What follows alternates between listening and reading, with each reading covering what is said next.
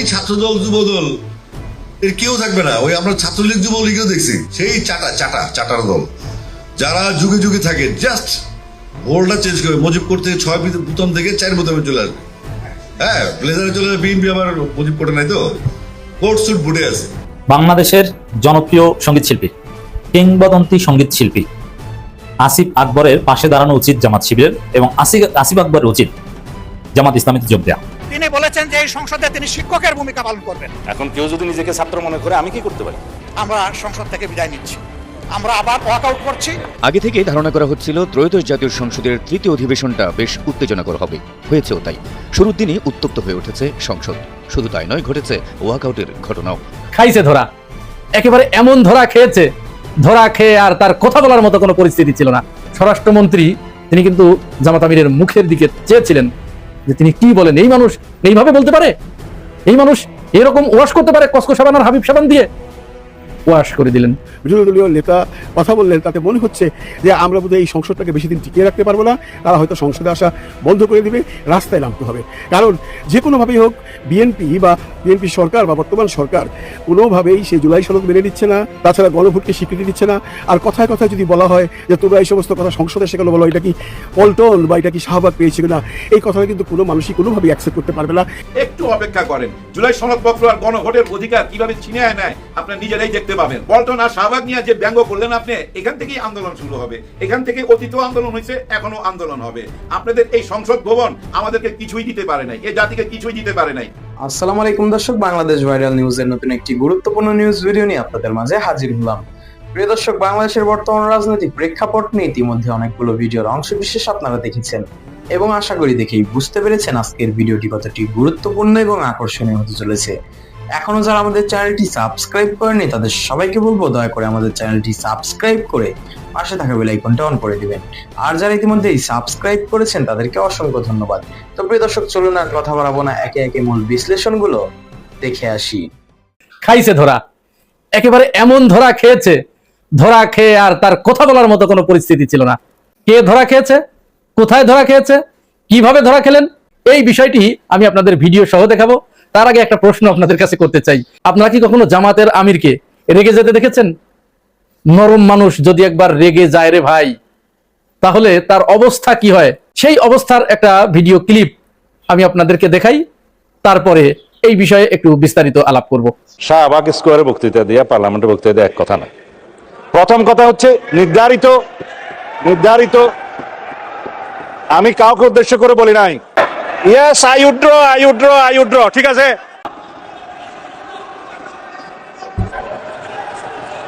বিরোধী দলীয় কোন এমপির মামলায় আসামি গ্রেপ্তার হয় না, সেটা স্পেসিফিক প্রশ্ন দরকার। বলেন, তারপর বলেন। এবং কোথায় ছিনতাই হয়েছে, আসামি গ্রেপ্তার হয় নাই, সেটার স্পেসিফিক বর্ণনা দরকার। শুধু হাওয়াই ভাবে যদি বলা হয় বিরোধী দল এমপির উপর হামলা হচ্ছে, প্রতিকার কি? সম্মানিত সংসদ সদস্য এবং স্বরাষ্ট্র মন্ত্রীর প্রতি সম্মান রেখে বলতে চাই, আজকে নতুন করে তিনি এই শব্দগুলো উচ্চারণ করেন নাই। সংসদ অধিবেশন যেদিন থেকে বসা শুরু হয়েছে সেদিন থেকেই তিনি তুচ্ছ তাচ্ছিল্য করে সবাইকে বলেন। উনি নিজেকে কি মনে করেন আমি বুঝতে পারি না। এমনকি তিনি সেই দুঃসাহস এখানে দাঁড়িয়ে তিনি দেখিয়েছেন, তিনি বলেছেন যে এই সংসদে তিনি শিক্ষকের ভূমিকা পালন করবেন। আমরা তার ছাত্র হওয়ার জন্য এখানে আসি নাই। মাননীয় শিক্ষকতা করতে হলে তিনি একটা ইউনিভার্সিটি খুলুন, ওখানে যার পছন্দ গিয়ে ভর্তি হবে, ওনার লেকচার শুনবে। এই যে জামাত আমির তিনি এইভাবে অন ফায়ার হয়ে গেলেন, সরকার দলীয় এমপি মন্ত্রীরাও তারা জামাত আমিরের একটা বিষয়ে কিন্তু প্রশংসা করতে বাধ্য হয়েছে যে তিনি অত্যন্ত ধৈর্যশীল, অত্যন্ত ঠান্ডা মাথার মানুষ এবং তার মতো নরম ভদ্র মানুষ আর হয় না। হ্যাঁ, এটা ঠিকই, নরম ভদ্র মানুষ ছাড় দিতে দিতে যখন তার পিঠ বেড়ায় ঠেকে যায়, তখন যদি সে একবার রেগে যায় তখন কিন্তু তাকে থামানো এত সহজ নয়। ঠিক এরকমই একটা ব্যাপার ঘটেছে আজকে। আপনারা তো দেখলেন জামাত আমির কিভাবে রেগেছে, ঘটনার সূত্রপাতটা কিভাবে হলো।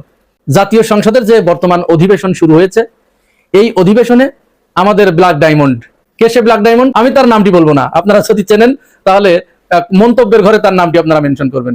সেই ব্ল্যাক ডায়মন্ড তিনি একটি তথ্য প্রকাশ করেছেন। তথ্যটা কি? স্বরাষ্ট্রমন্ত্রী সালাউদ্দিন আহমেদ দায়িত্ব নেবার পরে পুলিশের কাছে যে অভিযোগগুলো জমা হয়েছে, যে পরিমাণ মামলা হয়েছে, যে পরিমাণ অপরাধ সংগঠিত হয়েছে, সেই মামলা এবং অপরাধের তুলনায় আসামিদের গ্রেপ্তার করা হয় নাই, ব্যবস্থা নেওয়া হয় নাই। এখন এই বিষয়ে স্বরাষ্ট্রমন্ত্রী সালাউদ্দিন আহমেদের কাছে জানতে চাইলে তিনি সঠিকভাবে এর পরিসংখ্যান দিতে পারেন নাই। সেই ব্ল্যাক ডায়মন্ড, আমাদের ব্ল্যাক ডায়মন্ড, তিনি চমৎকার করে একটি পরিসংখ্যান, মূলত এটা পুলিশ প্রকাশ করেছে, ওইখান থেকে তিনি নিয়ে প্রকাশ করেছেন এবং সংসদে সেই পরিসংখ্যানটি যখন উপস্থাপন করেছেন এবং বলেছেন সালাউদ্দিন আহমেদ ওই পুলিশদের নেতা হবার কারণে এটি তার না জানার কথা নয়। কিন্তু তিনি এমন একটা ভাব ধরেছেন যেন তিনি কিচ্ছু জানেন না। আমরা তার এই বিষয়গুলো খুব গভীর উদ্বেগের সাথে লক্ষ্য করেছি। তিনি যেখানেই কথা বলতে যান, সাংবাদিকরা যখন তাকে প্রশ্ন করে, কখনো তুচ্ছতাচ্ছিল্য, কখনো ধমক দেন, কখনো অন্যভাবে এড়িয়ে যান। যেমন ব্রাহ্মণবাড়িয়ার ঘটনার কথাই বলি। ব্রাহ্মণবাড়িয়াতে যে ঘটনাটা ঘটলো, শিল্পীদের বাদ্যযন্ত্রগুলো ভেঙে ফেলা হলো, যারা ভেঙেছে, স্বরাষ্ট্রমন্ত্রী সেখানে গিয়েছে, তার কাছে প্রশ্ন করেছে যে এই কাজটা করা হলো কেন। উনি তার জবাবটা যেভাবে দিলেন, এটা তো আসলে একজন দায়িত্বশীল পর্যায়ে থেকে, বিশেষ করে ওই ডিপার্টমেন্টের একজন সর্বা হয়ে এই ধরনের বক্তব্য তার কাছ থেকে মোটেই কাম্য নয়। তারপরেও তিনি দিয়েছেন। এরপরে ব্ল্যাক ডায়মন্ডের ওই পরিসংখ্যানের জবাবে তিনি উঠে দাঁড়িয়েই প্রথমেই তিনি বলেছেন তুচ্ছতাচ্ছিল্য করে। সংসদে তিনি ইতিপূর্বে আরো অনেককে তুচ্ছতাচ্ছিল্য করেছেন। তিনি উঠেই বললেন এটা জাতীয় সংসদ, এটা শাহবাগের মোড় নয়। শাহবাগের মোড়ে বক্তব্য দেয়া এক জিনিস, আর জাতীয় সংসদে বক্তব্য দেয়া আর এক জিনিস। এবং তিনি সেখানে আরো অনেক কথা বলেছেন। তিনি এটাও বলেছেন যে আমি এই সংসদে দাঁড়িয়েছি, আমি এখানে একজন শিক্ষক হিসেবে দাঁড়িয়েছি, আমি সবাইকে শিক্ষা দিতে চাই, প্রয়োজনে সবাই আমার কাছে শিখুক। তার মানে তার সম্পর্কে যে বিষয়টা প্রচলিত হয়েছে যে তিনি সর্বজান্তা মন্ত্রী, সর্ববিভাগের মন্ত্রী, স্বরাষ্ট্র মন্ত্রণালয়ে তার নিজের মন্ত্রণালয়ের খবর তিনি রাখেন না। সেখানে আইন শৃঙ্খলা যে ভেঙে পড়েছে, বিন্দুমাত্র আইন শৃঙ্খলার উন্নতি হয় নাই, বরং ক্রমান্বয়ে অবনতি হচ্ছে। বিভিন্ন জায়গায় এমপিদের উপরে হামলা হচ্ছে, বিরোধী দলীয় নেতাদের উপরে হামলা হচ্ছে, এনসিপির নেতাদের উপরে একের পর এক হামলা হচ্ছে, নাসিরউদ্দিন পাটোয়ারির উপরে একের পর এক হামলা হচ্ছে। কিন্তু এই হামলা যারা করছে তারা গ্রেপ্তার হচ্ছে না, উল্টো যারা হামলার শিকার হচ্ছে তাদেরকেই গ্রেপ্তার করা হচ্ছে। তিনি যে তুচ্ছতাচ্ছিল্য করেন, এটার আরেকটা প্রমাণ দেই। এই দিনেই রুমিন ফারহানা, ব্রাহ্মণবাড়িয়া 2 আসন থেকে যিনি নির্বাচিত হয়েছেন, সেই রুমিন ফারহানা পর্যন্ত বলেছেন যে আমাদের স্বরাষ্ট্রমন্ত্রীর কাছে তার আইন শৃঙ্খলা সম্পর্কিত যে কোনো প্রশ্ন করলে তিনি হয় তুচ্ছতাচ্ছিল্য করেন, না হয় এড়িয়ে যান। অবস্থা দৃষ্টি মনে হচ্ছে বাংলাদেশের 64টি জেলায় 64 জন স্বরাষ্ট্রমন্ত্রী থাকলে আরো ভালো হতো। শুনুন রুমিন ফারহানার কথা। 64টা জেলায় 64 জন আইন শৃঙ্খলা বিষয়ক স্বরাষ্ট্রমন্ত্রী থাকলে কেবল মন্দ হতো না। আইন শৃঙ্খলা পরিস্থিতি নিয়ে কথা বলতে গেলে মুশকিল হচ্ছে। আমাদের আইন শৃঙ্খলা সংক্রান্ত যিনি স্বরাষ্ট্রমন্ত্রী আছেন, তিনি হয় ব্যঙ্গ করেন আর না হলে বাক চাতুর্য দিয়ে পুরো বিষয়টিকে ঢেকে দিতে চান। তাহলে জামাত আমির সংসদে দাঁড়িয়ে যে ওয়াশটা করলেন, বাংলা ওয়াশ যেটাকে বলে, ওই যে কসকো সাবান দিয়ে, কসকো সাবান ছিলেন তো, মনে আছে? আগে কিন্তু কসকো সাবান আর হাবিব সাবান, এই দুইটা সাবান ছাড়া লাশের গোসল সম্পূর্ণ হতো না। মৃত মানুষ মানেই হাবিব সাবান অথবা কসকো সাবান, এই দুইটা সাবানের সমন্বয়ে চমৎকার করে তাকে ধুয়ে দিয়েছেন। এবং তিনি যে অন ফায়ার হয়ে গেছেন, তিনি বলেছেন আমরা কি এখানে তার ছাত্র? আমরা এখানে কেউ তার ছাত্র নই, তার কাছে শেখার কোনো ইচ্ছা আমাদের নাই। তার যদি শিক্ষক হবার এতই শখ থাকে, তাহলে তিনি একটা ইউনিভার্সিটি খুলুক, ইউনিভার্সিটি খুলে সেখানে লেকচার দিক, তার কাছে যে পারে শেষে যে শিক্ষা নিক, শেষে পড়ুক। এরপরে তো আপনারা দেখেছেন চরম হট্টগোল। তিনি যখন কথা বলতে গেছেন, তিনি অবশ্য পরে বলছে ঠিক আছে আমি আমার কথা উইথড্র করলাম। কিন্তু আসলে আপনার অপোজিটে যারা দাঁড়িয়ে আছে, যারা বসে আছে, এই যে আমি আপনাদের সাথে কথা বলছি, আমি যদি ভাবি যে আমি সর্বজান্তা আর আমার সামনে যারা আপনারা আমার ভাই বোনেরা বসে আছে শুনছে আমাকে, তারা কিচ্ছু জানে না, তাহলে এর চেয়ে বোকামি আর কিছু হতে পারে? আমার থেকে অনেক অনেক গুণ বেশি আমার ভাই বোনেরা বেশি জানে, আমাকে তারা ভুল ধরিয়ে দেয়, আমি তাদের কাছ থেকে শিখি, আপনাদের কাছ থেকে আমি শিখি অনেক কিছু। আমি আপনাদের কমেন্টস গুলো পড়ি, মন্তব্যগুলো পড়ি, অনেক সময়ের কারণে জবাব দিতে পারি না, কিন্তু আমি কিন্তু সব পড়ার চেষ্টা করি। যাই হোক, স্বরাষ্ট্রমন্ত্রী এইটা ভাবেন না। তিনি যখন কোটি কোটি মানুষের, তিনি একটা কথা বলা মানে তো কোটি কোটি মানুষের কাছে এই বক্তব্য চলে যাওয়া, এই বাণী পৌঁছে যাওয়া, কিন্তু তিনি প্রত্যেককেই এইভাবে তুচ্ছতাচ্ছিল্য করেন এবং হেয় জ্ঞান করেন, মনে করেন তিনি শিক্ষক, বাকি সবাই ছাত্র। সংসদে দাঁড়িয়ে জামাত আমির দীর্ঘদিন হজম করতে করতে, ইতিপূর্বে যেহেতু অনেকবার করেছেন, আজ তিনি অন ফায়ার হয়ে গেছেন। তিনি আর এটি নিতে পারেন নাই, চরমভাবে ক্ষিপ্ত হয়েছেন। এবং স্বরাষ্ট্রমন্ত্রী তিনি কিন্তু জামাত আমিরের মুখের দিকে চেয়েছিলেন যে তিনি কি বলেন, এই মানুষ এইভাবে বলতে পারে, এই মানুষ এরকম ওয়াশ করতে পারে কসকো সাবান আর হাবিব সাবান দিয়ে, ওয়াশ করে দিলেন। যাই হোক, এই সংসদ অধিবেশনের আজকের দিনটা মোটামুটি চরম হট্টগোলের ভিতরে কেটেছে। স্পিকার মেজর হাফিজউদ্দিন আহমেদ তিনি অনেকটা বিস্ময় প্রকাশ করেছেন যে আপনারা যদি দুই দল এইভাবে করতে থাকেন, এবং কেউ কারো কথা সহ্য করতে না পারেন এবং একজনের কথা বলার সময় অন্যজন যদি এইভাবে হট্টগোল করতে থাকেন, তাহলে কিন্তু এই সংসদ হুমকির মুখে পড়বে। আপনাদের কাছ থেকে এটি আমি আশা করি না। আপনারা আমাকে সহযোগিতা করুন। অবশ্যই সংসদের মেজাজটা এটি ধরে রাখা দরকার। এই হট্টগোলের ভিতরেও পররাষ্ট্রমন্ত্রী খলিলুর রহমান তিনি আরেকটি চমৎকার কথা বলেছেন। তার এই কথা শোনার পরে বাংলাদেশের 16 কোটি মানুষের, আমি 2 কোটি কিন্তু বাদ দিই সবসময় আওয়ামী লীগের জন্য, কারণ আওয়ামী লীগ ওরা ভারতের মানুষ, তো এই 16 কোটি মানুষের কলিজা বরফের মতো শীতল হয়ে গেছে। এই না হয় বাংলাদেশ। তিনি বাংলাদেশের নাগরিকের মতো, বাংলাদেশিদের মতো কথা বলেছেন। কি বলেছেন শুনুন তার কথাটা। আর কখনো বাংলাদেশ কারো কাছে মাথা নত করবে না। আমরা নত জানু পররাষ্ট্রনীতির কবর রচনা করেছি। 15 বছর ধরে যে দুঃশাসন চলেছে তাতে আমাদের পররাষ্ট্রনীতি আমাদের হাতে ছিল না।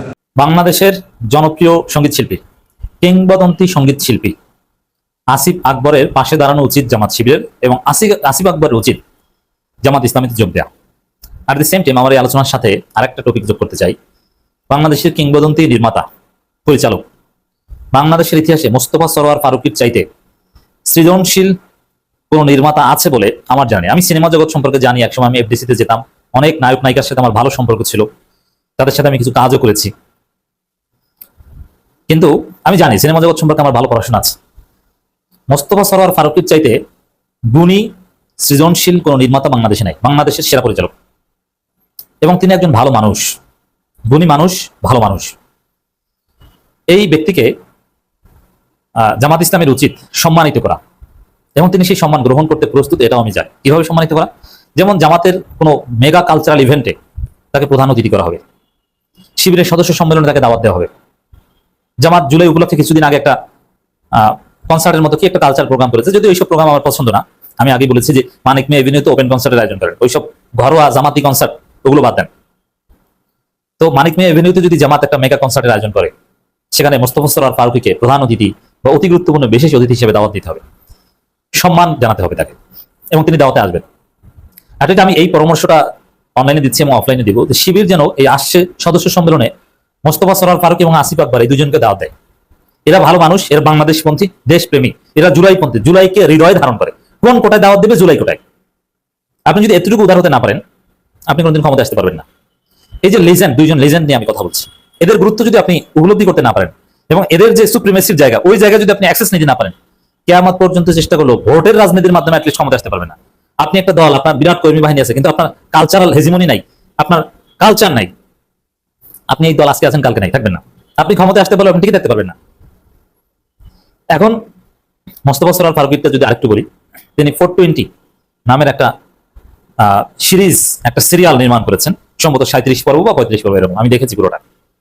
পলিটিক্যাল থ্রিলার, বাংলাদেশের রাজনীতির বাস্তবতা চমৎকারভাবে ফুটিয়ে তুলেছেন। আরো বাংলাদেশের আলোচিত অনেক সিনেমা নির্মাতা Mostofa Sarwar Farooki, third person singular number, আরো অনেক কিছু বিতর্কিত বিষয় আছে, অনেক বিতর্ক তাকে নিয়ে আছে, কিন্তু তার সর্বশেষ যে ভার্সন মোস্তফা সরোয়ার ফারুকী, তিনি বাংলাদেশপন্থী বিশুদ্ধ কালচার এবং আমাদের বা জামাত শিবিরের মূল এনিমি যেটা সেট করা দরকার, হিন্দুত্ববাদী ভারতীয় সেকুলার কালচার, এটাকে মোকাবেলা করতে হবে। এটাকে যদি এটার বিকল্প কালচার তৈরি করতে না পারলে জামাত শিবির ফেল করবে। এখন পর্যন্ত সেই পথে জামাত মোটেও আগাতে পারেনি। আপনাদের বিশাল কর্মী বাহিনী আছে, মনে করছেন যে বিশাল কিছু হয়েছে, না, কিছু হতে পারেনি। এই কর্মী বাহিনী দিয়ে আপনি জীবনে ক্ষমতা যেতে পারবেন না। হিন্দুত্ববাদী ভারতীয় সেকুলার কালচারের বিরুদ্ধে আপনার অল্টারনেটিভ কালচারাল রেভলিউশন কি আছে? আপনি প্যারালাল কিছু করতে পেরেছেন? পারেনি। কিন্তু ভারতীয় হিন্দুত্ববাদী কালচারের বিরুদ্ধে অল্টারনেটিভ বা রেজিস্ট্যান্স তৈরি করতে পারে বা কিছুটা পেরেছে এই Asif Akbar, Mostofa Sarwar Farooki. Do you know that? আপনি জানেন? আপনি জামাত শিবির করেন, আপনি নেতা। মোস্তফা সরোয়ার ফারুকীর কাজ কি এটি তো আপনি জানেন না। আমি জানি না যে জামাতের কালচারাল উইং কারা চালায়, কোন নেতা দায়িত্বপ্রাপ্ত। তাকে তো আমি চিনি না, মানে সে কোনো দায়িত্বই পালন করে না। সিনেমা জগতের সাথে আমি সম্পর্ক রাখি, কিন্তু জামাতের কোন নেতা সিনেমা জগৎ দেখভাল করেন এটা আমি জানি না। এর মানে দেখভাল যারা করেন এর কোনো গুরুত্বই নেই। আমরা না জানলে জানবে কি জিনপুরিতে? জিনপুরি জানলে লাভ আছে? জনগণ আমরা যারা বিশ্লেষণ করি, জামাতের ভালো কাজ প্রচার করি, আমরা জানি না, তা আপনি ওটা ধুই পানি খান।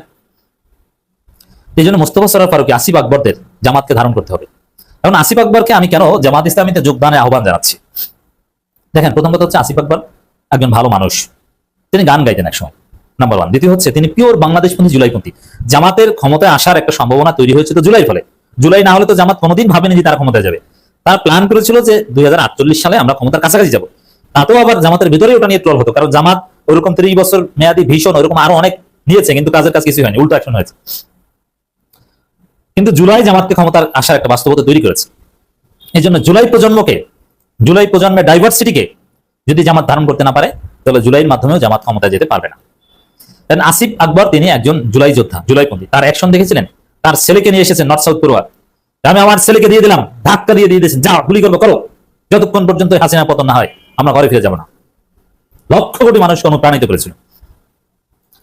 এবং জামাতের যে রাজনৈতিক ভীষণ সংস্কার, রাষ্ট্রটাকে জামাত যেভাবে দেখতে চায়, আসিফ আকবররা জুলাই বিপ্লবের ফলে বাংলাদেশটাকে ওইভাবেই সংস্কার আলোকে দেখতে চায়। একটা সিমিলারিটি আছে। এমনকি মোস্তফা সরোয়ার ফারুকীও সংস্কারের জন্য অনেক চেষ্টা করেছেন। বিএনপি ওই চেষ্টা থেকে পিছু উঠেছে, কিন্তু জামাত এনসিপি এখন ওই চেষ্টার লাইনে আছে।